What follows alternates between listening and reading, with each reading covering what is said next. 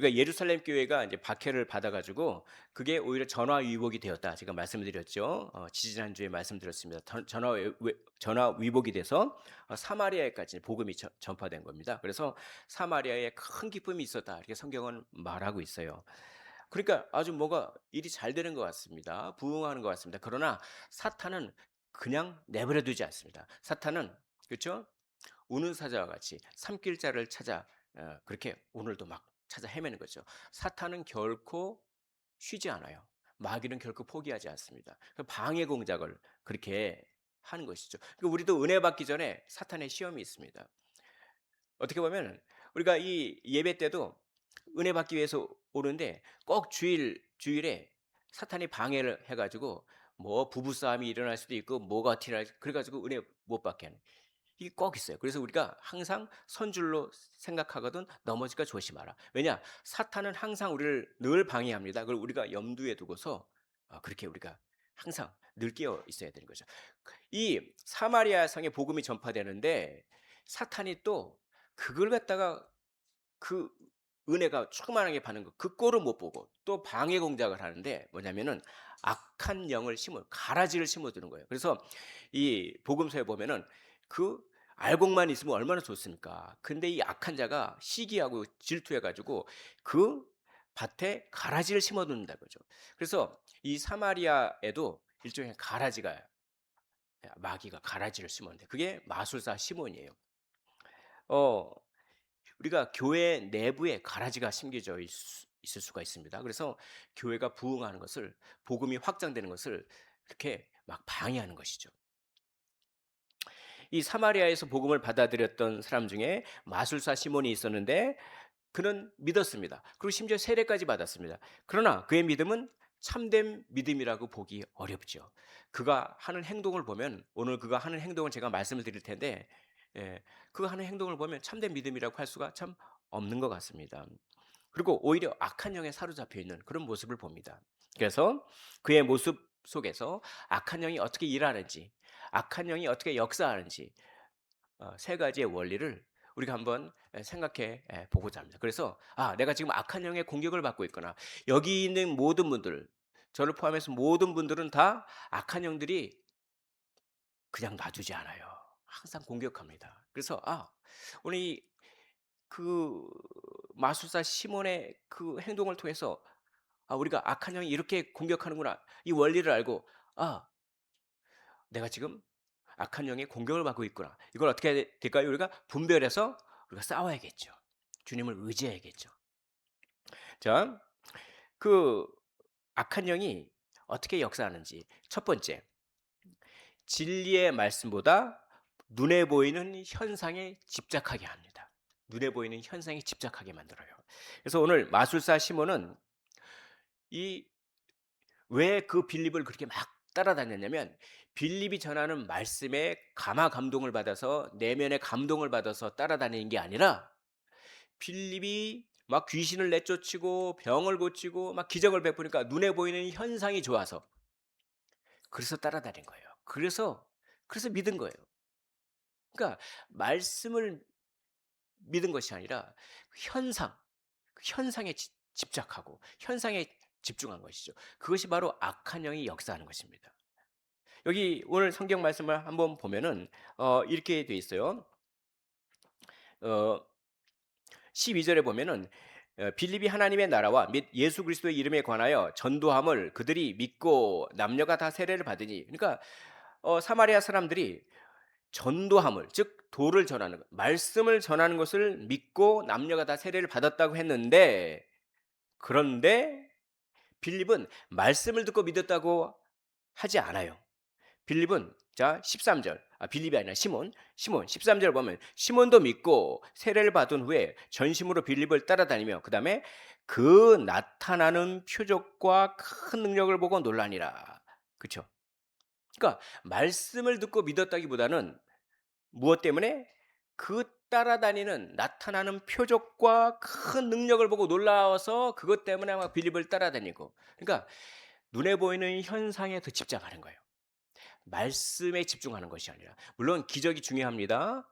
기적은 하나의 우리가 믿음을 갖게 되는 통로 역할을 할 수가 있어요. 그러나 그것은 궁극적인 것이 아닙니다. 궁극적인 것은 무엇입니까? 말씀이 뿌리를 내려야 되는 거예요. 근데 악한 영은 말씀보다는 눈에 보이는 현상에 더 집착하게 만드는 것이죠. 그리고 두 번째, 악한 영은 어떻게 역사하느냐? 이렇게 역사합니다. 나는 큰 존재야. 나는 큰 존재고 괜찮은 사람이야. 나는 좀 잘났기 때문에 내 잘남을 좀 표현하고 드러내야 돼. 이렇게 역사하는 거예요. 이렇게. 예.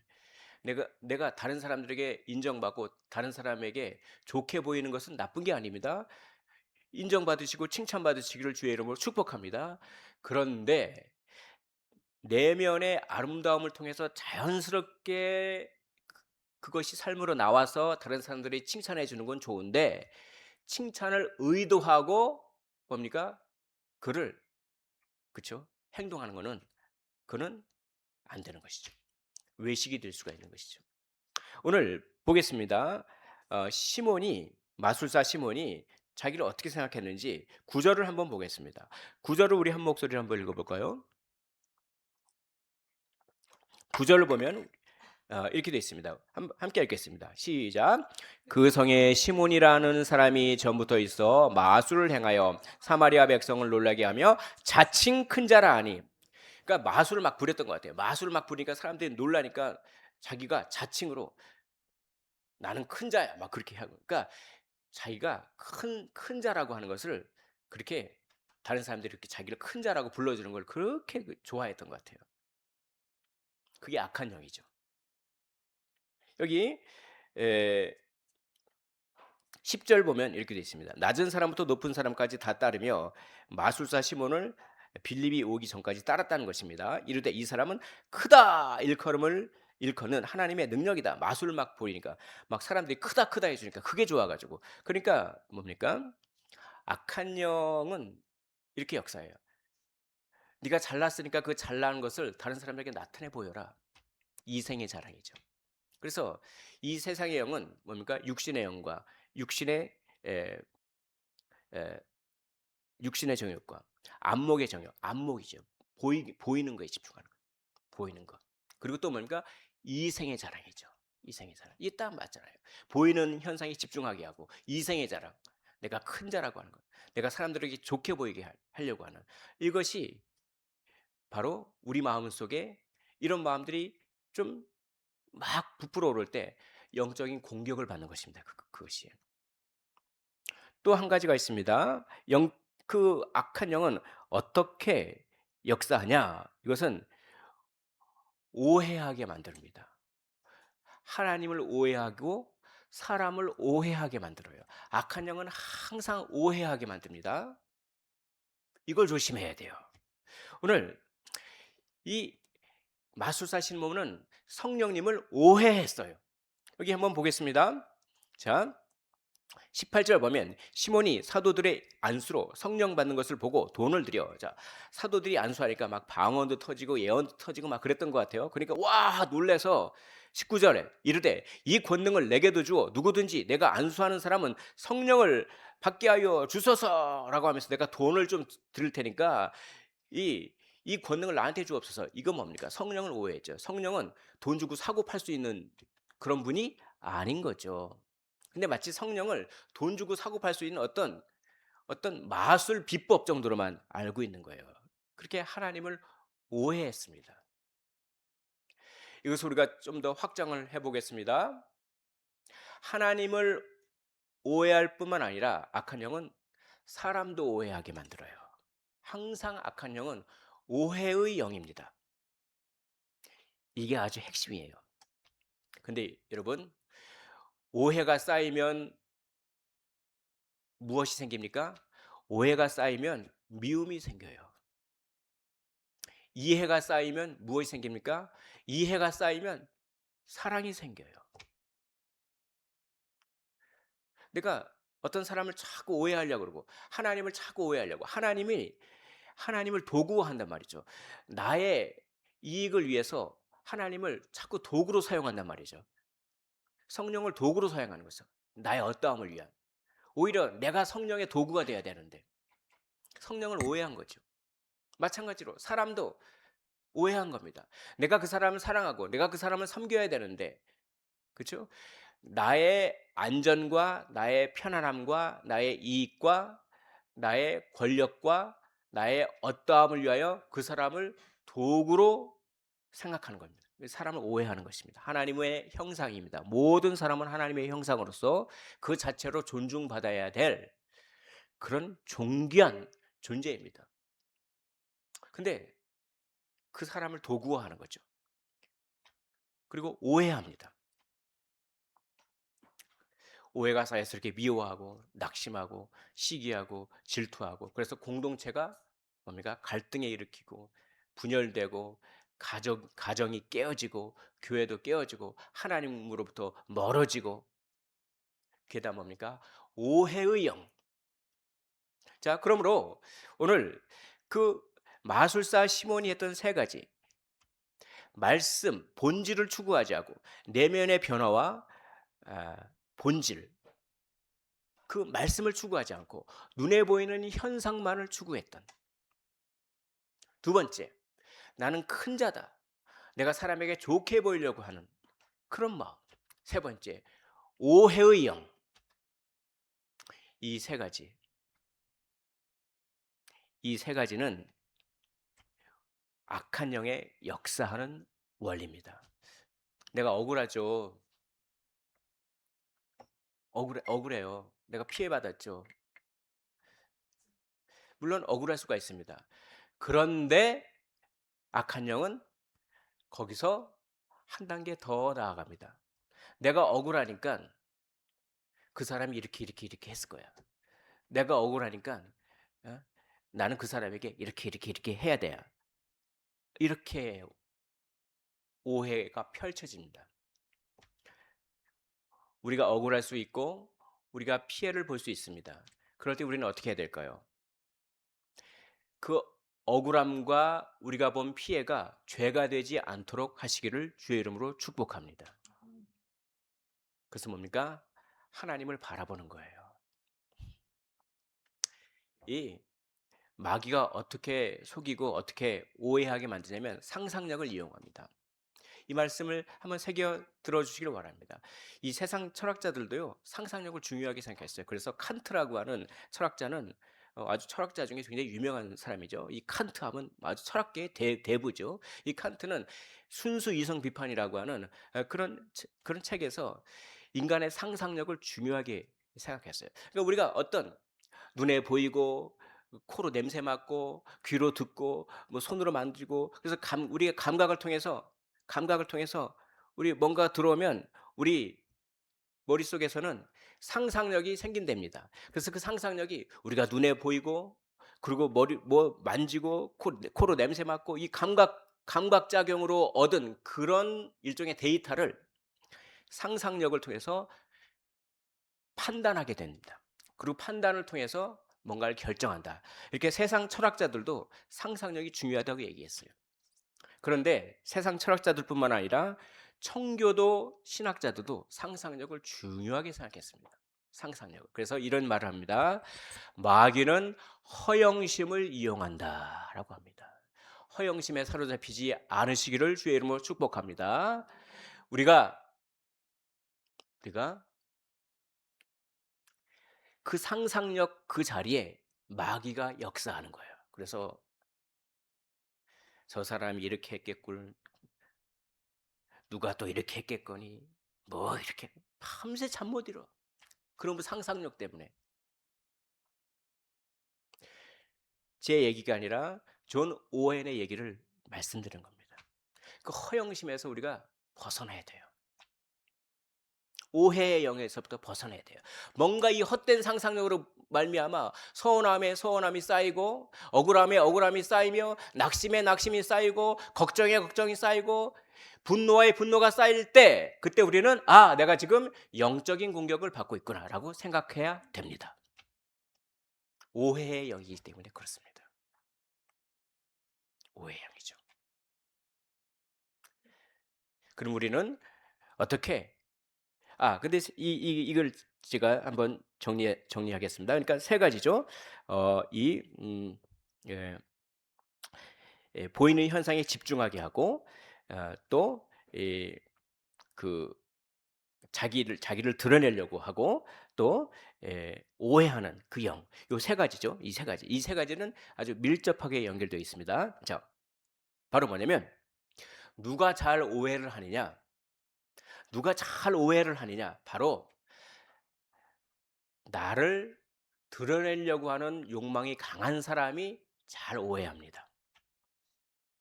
음 그렇게 연결돼요. 누가 잘 오해하느냐? 말씀보다는, 본질보다는 보이는 현상에 집착을 많이 하면 할수록 더 잘 오해합니다. 그러니까 이 세 가지가 연결돼 있어요. 나를 좋게 보이려고 하면 아무래도 무리한 행동을 하게 돼 있고 무리한 생각을 하게 돼 있고, 그래서 오해가 쌓이게 되는 것이죠. 그러므로 우리는 이것을 어떻게 해결해야 됩니까? 이것을 하나님께 맡기는 것이죠. 맡기는 것입니다. 하나님께 맡기고 주님을 바라보시기를 주의 이름으로 축복합니다. 본문에는 마술사 시몬과 동일한 이름을 가진 인물이 등장합니다. 누구죠? 베드로라고 불렸던 시몬. 시몬의 이 베드로의 이 이름 중에 베드로는 헬라식 이름입니다. 피터, 그치, 페트로스, 헬라식 이름이에요. 그러나 그 그죠? 유대인 이름은 시몬이에요. 시몬. 그러니까 베드로 이름이 시몬. 그러니까 마술사 시몬이 있는 반면에 예수님의 제자인 시몬이 있어요. 그렇죠? 마술사 시몬과 예수님의 제자인 시몬은 이름은 똑같지만 삶은 정반대예요. 완전히 다른 삶을 살았죠. 마술사 시몬은 자기를 드러내려고 하고, 그리고 오해의 영에 휩싸이고, 그리고 뭡니까? 또 눈에 보이는 현상을 추구했지만, 그러나 이 예수님의 제자인 시몬은 자기를 주장하지 않고 자기를 부인했습니다. 그래서 순교의 길을 갔습니다. 그리고 보이는 현상이 아니라 하나님의 말씀에 사로잡혔습니다. 그리고 사람과 하나님을 도구로 인식하지 않고, 그렇게 오해하지 않고, 뭡니까? 하나님을 경배했습니다. 그리고 사람을 사랑으로 섬겼습니다. 완전히 다른 인생을 사는 거죠. 그래서 대조하고 있습니다. 오늘 본문은 우리에게 질문합니다. 우리는 마술사 시몬의 삶을 살 것인가? 아니면 예수님의 제자인 시몬의 삶을 살 것인가?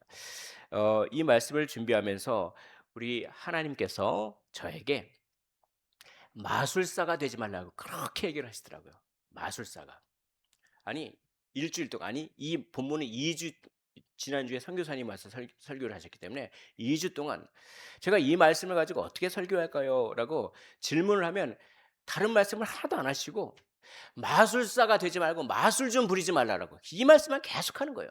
아니 하나님, 제가 하나님 말씀 전하고 복음을 전하는데 왜 자꾸 저에게 마술 부리지 말라고 할까요? 하나님, 그게 무슨 뜻일까요? 무슨 뜻일까요? 저는 조금 깨달았습니다. 제가 복음을 전해서 사람들이 막 몰려오고 막 눈에 보이게 사람들이 뭐 아멘도 크게 하고 뭐 막 은혜 받는 것 같고, 그리고 막 부흥되는 것 같고 눈에 보이게 막, 이거 마술입니다. 마술. 물론 자연스럽게 그렇게 되는 건 좋지요. 근데 그래, 눈에 보이는 현상을 말씀 그 자체보다 더 집착하진 않았는가? 그 저의 복음 전도자라기보다는 제가 마술사로서 서지 않았는가라고 하는 것을 하나님께서 깨닫게 하신 것이죠. 마술 부리면 안 되죠. 말빨이 있어가지고 막뭐, 제가 말빨이 좋으면 여기 있는 분들이 지금 이렇게 졸겠습니까? 예? 막 웃고 떠들고 재미있고 막 울었다 울렸다 막 그러면서 아이고 말씀 잘한다, 뭐 그러면 좋겠습니다. 저도. 음, 예, 그럼 좋겠어요. 그게 나쁜 게 아니에요. 그렇게 되기를 기도해 주십시오. 예? 그런데 그거보다는 저의 내면을 하나님께서 말씀하시더라고요. 내 저의 이 내면의 아름다움을 통해서